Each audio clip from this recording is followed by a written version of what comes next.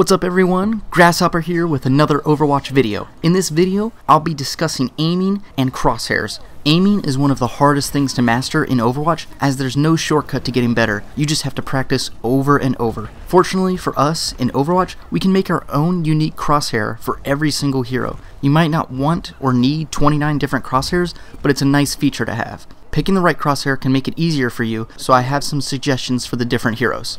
Also, before I forget, I'd like to let you know that I stream often on Twitch and here on YouTube, usually around 8 or 9 p.m. Eastern Standard Time, and it's been a lot of fun. I'd appreciate a follow if you're interested, and just look at the quality content you're missing out on. Where's left?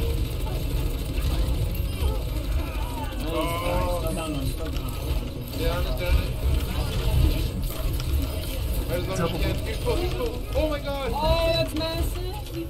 Play the game. Boys. Man, that was great, wasn't it?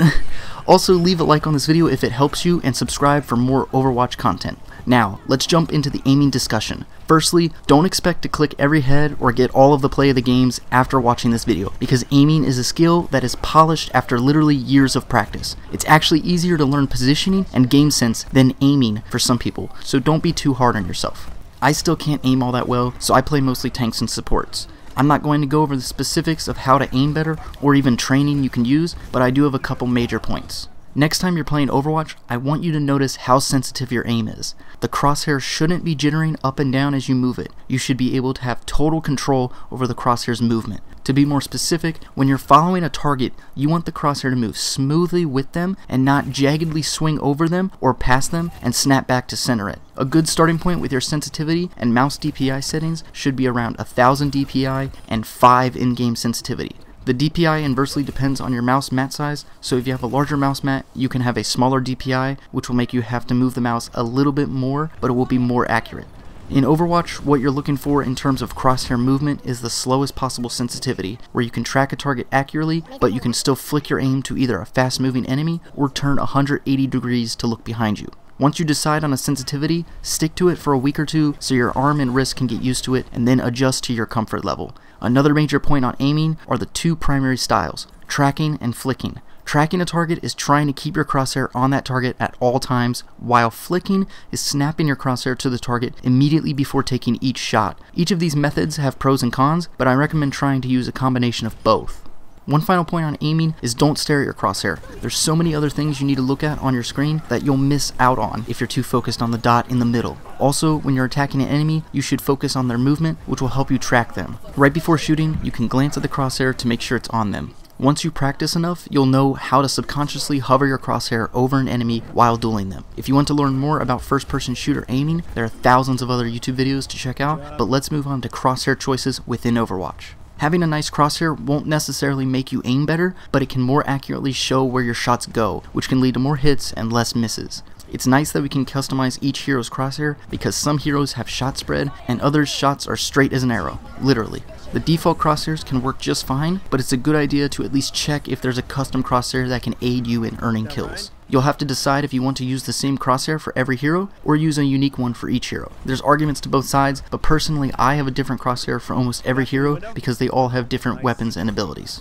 Let's move on to the different options under crosshair customization. Real quick, I'd like to point out that there are two important factors when it comes to picking a crosshair. We want the crosshair to be visible and show exactly where our shots will land, but we don't want it to obscure vision of the target. Firstly, we'll look at colors, as I use the same one for each crosshair. There's quite a few colors to choose from, but my suggestion is whichever color you can see the best when there's a busy background. Red, magenta, and pink can be hard to see against enemies and some maps, while green, yellow, and white could blend into some brighter areas of a map. The common choices are cyan, green, magenta, yellow, and red. Now we can go over the 4 different shapes of crosshairs. Not counting the unique default crosshairs for heroes like Hanzo and Zarya, the other shapes are dot, crosshairs, circle, and circle with crosshairs. Each of these have their pros and cons. The dot will show the exact center, the crosshairs add some horizontal and vertical indicators, the circle can easily show weapon spread, and the circle with crosshairs is a mixture of all three. The shape choice is up to you, as it's all preference. Some people like dots for hitscan heroes, while others like small crosshairs without dots. Personally, I'm used to small crosshairs without a dot for aim heavy heroes like McCree, Widowmaker, Ashe, and Ana, but I could see how placing a dot over an enemy's head could be easier for a lot of people. At this point, if I were you, I would start a practice range lobby and choose a crosshair you're comfortable with for each hero you play, and then shoot some bots to feel out the crosshair. After you choose a shape, you can edit the crosshair further by making the gap smaller or larger and the lines longer or shorter. I'd recommend sticking with a thickness of 1 so the crosshair lines don't cover up anything, and use the smallest dot size you're comfortable with. Also, mess with the opacity because you might like being able to see the target through your crosshair. A lesser known critical element is the outline opacity, which affects the thin black outline around the crosshair, which can make the crosshair more visible during hectic teamfights. Mine is set at 100%.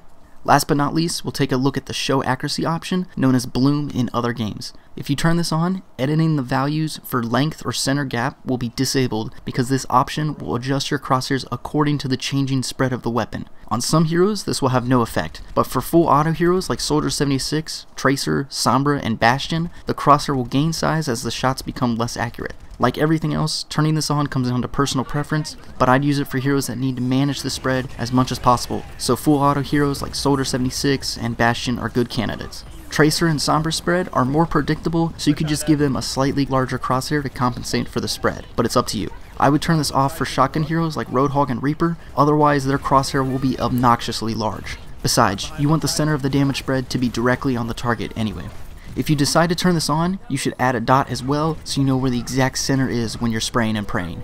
Having show accuracy on is the only way for D.Va to have 2 different crosshairs, whether she's in mech or her pilot form. Whew, that was a lot of information, but I think it covers everything when it comes to creating a custom crosshair.